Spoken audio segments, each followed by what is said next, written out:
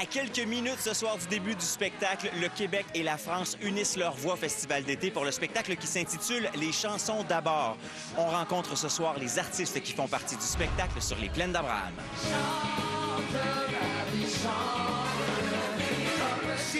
Dis-moi, le concept justement du spectacle, c'est de mélanger les artistes de la France avec ceux du Québec. Est-ce que toi, tu trouves qu'on fait assez de place ici au Québec aux artistes français? Je pense que ceux qui ont à se démarquer, hein, c'est un milieu qui est difficile pour autant nous qui allons là-bas qu'eux qui viennent ici.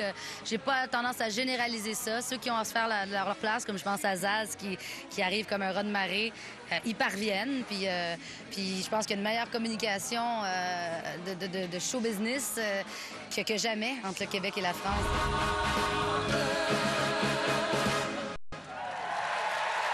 C'est quoi la différence, selon toi, entre les festivals ici, au Québec, et ceux en France? Je sais pas, les gens se lâchent plus, peut-être. À partir du moment où on parle la même langue, on fait les phrases avec le même sujet, même genre de sujet, verbe, complément, j'ai l'impression qu'on fait partie du même peuple, on a la même culture de base. Moi, j'ai toujours été très bien reçu ici, ça fait très longtemps que je viens.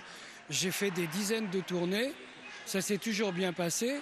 Et moi, ce qui m'intéresse, c'est ce que pense le public. La balade des gens heureux. Ce soir, Gilles Vigneault est sur scène. Est-ce que ça fait une différence pour toi de partager la scène ce soir avec le monument de la chanson? Bien, je l'ai croisé à quelques reprises, puis j'ai appris à connaître l'homme, sa simplicité, son humilité, son côté très humoristique. Alors, quand tu rencontres comme ça, des monuments, je sais pas, ça désacralise un peu, en gardant le respect que je porte à toute son œuvre et au poète qu'il est, mais ça rend la relation un petit peu plus bon enfant, plus simple. Mon pays, ce n'est pas un pays, c'est l'hiver. Ça va comment en France? T'es justement en train de pousser ta carrière là-bas? Je suis plus loin que jamais dans le fait d'avoir une place pour les gens là-bas, le grand public. C'est sûr que ça fait un petit bout que je démarche, puis tout ça, mais juste d'avoir eu une nomination aux Victoires de la musique, d'avoir pu jouer dans ce gala-là, qui est un peu comme le gala de la disque ici, mais ça me prouve qu'il y a vraiment un bon chemin qui est fait.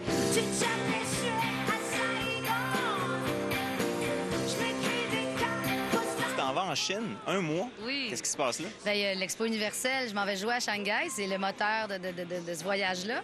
Fait que je vais être à Shanghai du 7 au 14 août. Puis après ça, je pars backpacking pour 5 semaines à travers les campagnes chinoises et les grandes villes. C'est un moment de transition parce que l'album est sorti il y a quand même 3 ans ici. Et je suis un peu tannée, là. Ça commence à être la fin. Dit-elle. Fait que je vais passer à autre chose. Le Festival d'été de Québec se poursuit jusqu'au 18 juillet. Ne manquez pas les spectacles des Black Eyed Peas et de Santana. Pour toute la programmation, consultez le infofestival.com.